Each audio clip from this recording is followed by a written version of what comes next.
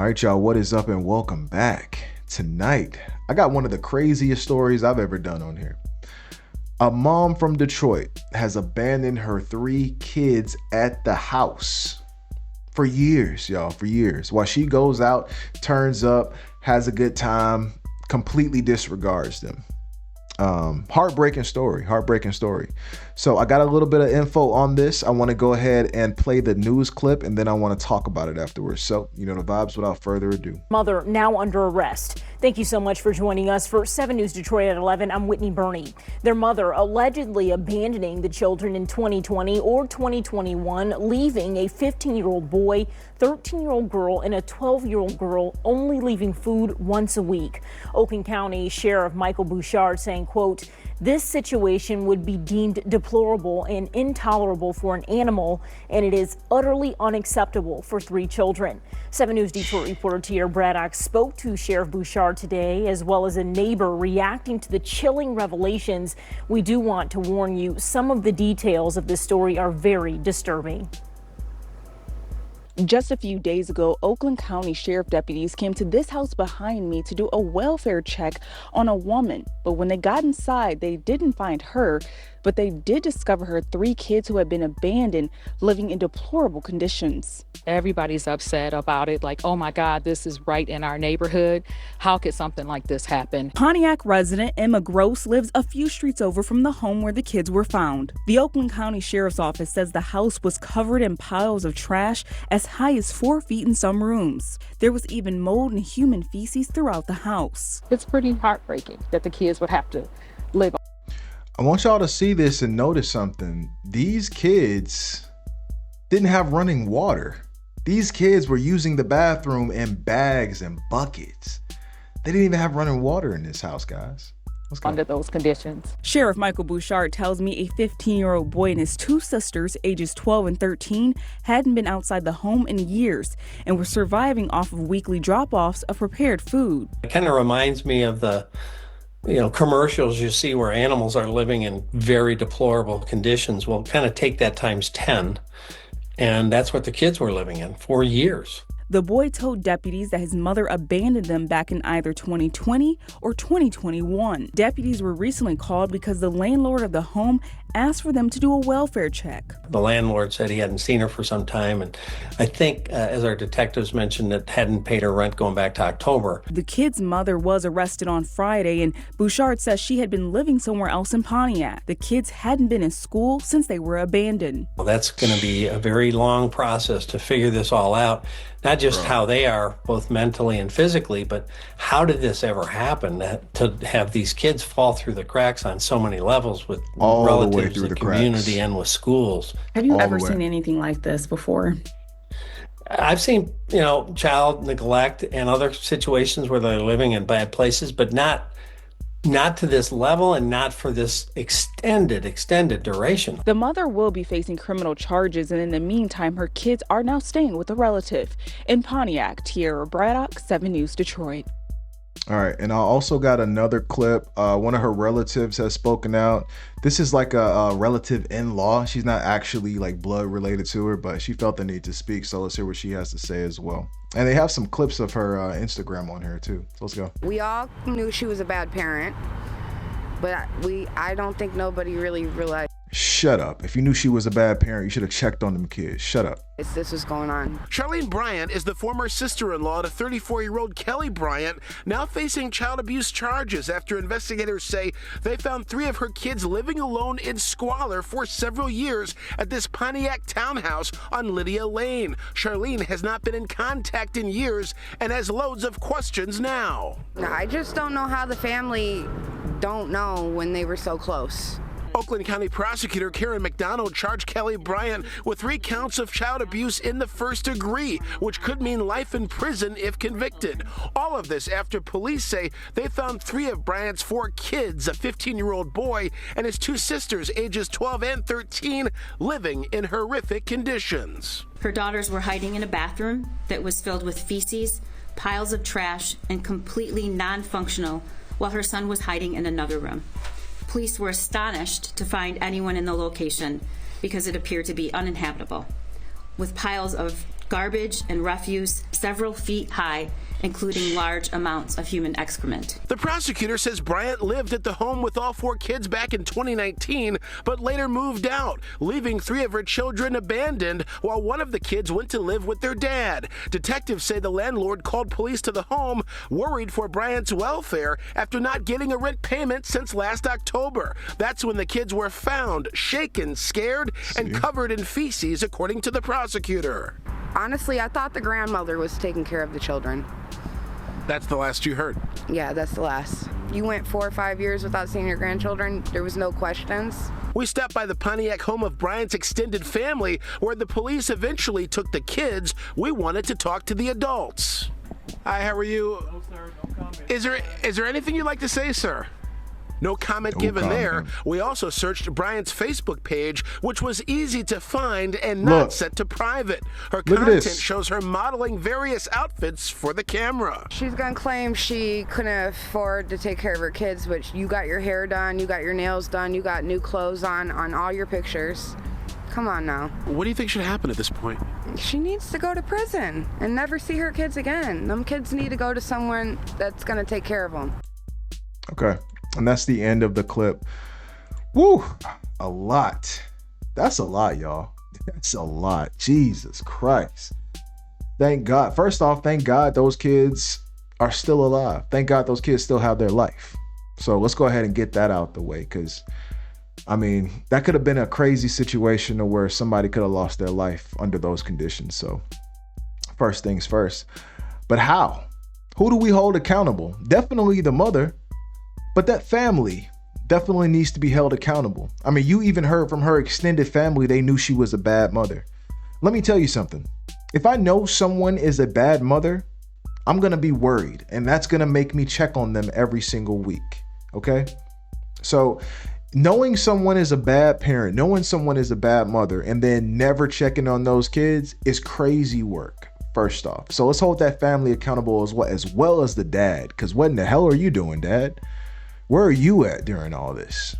Okay, it's not, I mean, it's on the mom, but it's on you too. Because where were you? Where were you, man? I mean, we know how the court systems is. We know how co-parenting is. Maybe she was one of those baby moms that kept the kids away from the dad. Who knows? But at the same time, as a man, it's still your responsibility to make sure your seed is okay at the end of the day. So, you know, it's just no excuse. In the school, what in the hell's going on with that school? Why didn't they alert Child Protective Services that these kids didn't come back to school for 4 years? Why wouldn't they alert Child Protective Services over this? These kids hadn't been to school for years. No type of office referral to move them to a different school. What happened to their transcripts? What happened to the teachers? None of the teachers noticed? Like, how are these babies slipping through the cracks like this? Just like that officer said, how did this happen? The father of those kids, or the fathers of those kids, should definitely be questioned as well. If they even live in the same state, the way this woman bounced it around, I'm pretty sure these guys probably live in Ohio, Kansas, all over the damn country, man. And yeah, this family, they declined to speak, either because they knew that this mom was a bad mother and they didn't do anything and they don't want to incriminate themselves, or they don't want to incriminate her. It's one or the other, because there's no reason not to speak to the media outlet about something that's going on with your family and clear the air if there's air to clear. So yeah, if you hiding something, that means you done did some bad shit, honestly.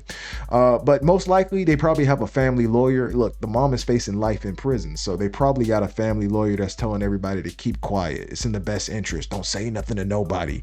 You're going to incriminate people. That's how lawyers move. So I think that's most likely what's happening. These kids was using the bathroom in buckets and bags, man. They was living like how those people live on hoarders.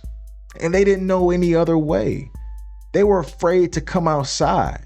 I saw another news clip where the boy only came outside one time. They said the boy came outside one time to touch grass and went right back in. He probably didn't even know what reality was. Like, he was probably living in that house thinking this house was the world. Like in those movies where those people are held hostage and stuff like that.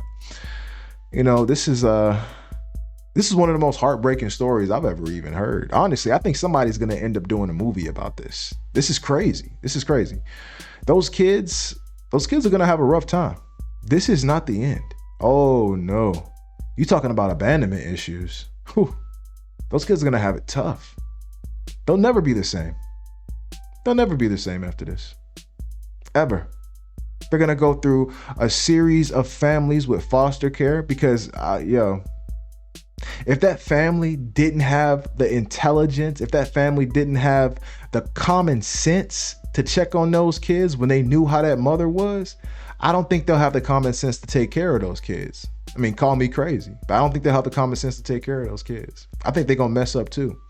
So I'm almost positive those kids are going to go into foster care somewhere if the dad's not around. I don't know where the dad's at, but those kids are going to go into foster care 9 times out of 10. And they're going to need extensive therapy and counseling. When I say therapy and counseling, I'm talking about years. They may need decades of therapy and counseling after this. The abandonment issues they're going to be facing in their life, the things, the behavior they're going to be exhibiting because of this stuff. And they're not going to know, it's not going to be, face value behavior like, oh, I'm doing this because of this. No, it's going to come out in small undertones until it just slowly consumes their life. They're going to need help. They need help. And, this is sad. 13, and I'm focusing on the boy right now because the young man is who was essentially protecting those 2 young ladies, which were his sisters. At 13, he was doing that. He's 15 now. Or actually 4 years ago, he was 11 or 12 or 10, right? So that's a pinnacle age, y'all. That's a pinnacle age. I'm sure you can remember key elements of your life at that age that almost shaped you into the person you are today. Things you started doing when you were 13, 12, 13, 14, around that age, that shaped you into the person you are today. A lot of people became athletes at that age. A lot of people became nerds at that age or started, doing this or doing that or got into cars or whatever. And this stuff, eventually built up into the adults you are today.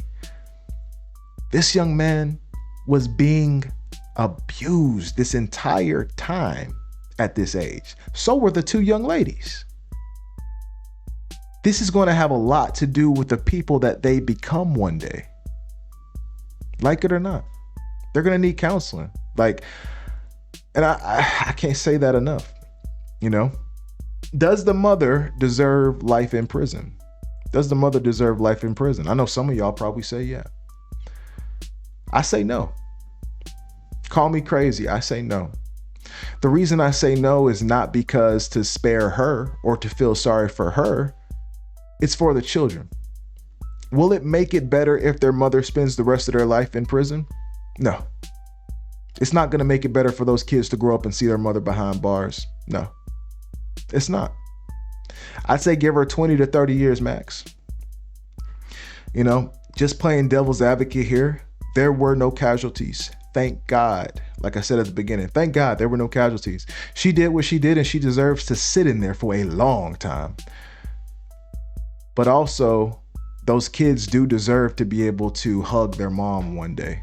Regardless of their mom's actions, they deserve to hug their mom one day and to be around their mom and maybe eat a Sunday dinner one day in their late 20s or 30s with their mom. Call me crazy. The thing about being a son, I don't know if we got any guys watching this. I don't know if you can relate, but there's not a lot of things you won't forgive your mom for. Even abandoning you. There's not a lot of things you won't forgive your mom for. Your mom is someone that you hold near and dear to your heart no matter what. And I'm sure guys can sentiment to this because I'm sure there's somebody watching this video who your mom has done some hella trifling shit and you probably forgave her right off the bat. But that's just what it is to be a son. I have no doubt that this young man, when he grows up, if he does get the proper counseling and therapy, he's going to forgive his mom one day. He's going to want to come to his mom's house one day, bring his fiance, have him meet the mom, and they all sit down and eat a dinner one day. He's going to want that. He deserves to have that. The mom deserves to be in jail for a long time and to be on probation for the rest of her natural born life and have to check in once a week to make sure she ain't out doing the wrong thing. And she deserves to make sure she doesn't have any kids for the rest of her life. Yes, she deserves some harsh punishment. But what I'm thinking about is those kids. They're at an age now where they're going to become adults and no one's going to be checking for them pretty soon. Just like now, no one's going to be checking for them when they become adults. No one's going to be checking on them or making sure they're okay and stuff like that. You know? And one day all they're going to have is each other again, just like how it was these last 3 or 4 years. So I say, yeah, 20, 30 years max on the mom, and, you know, give those kids a break. I think those kids should get, honestly, I think those kids should get some type of settlement from the state, because by the school not being able to recognize that those kids hadn't been in school for years and not even suggest a welfare check to Child Protective Services, an attorney needs to get involved with this, and that school needs to be sued. That school system needs to be sued as well. Call me crazy, but I think so. And I think all the money from that lawsuit should go into a trust fund for those kids when they turn 18, and they should get that money. But yeah, in closing, I think there needs to be some type of welfare check program for single parents, honestly, because I did a story about this earlier about the mom who let her kid freeze in the car in that parking garage.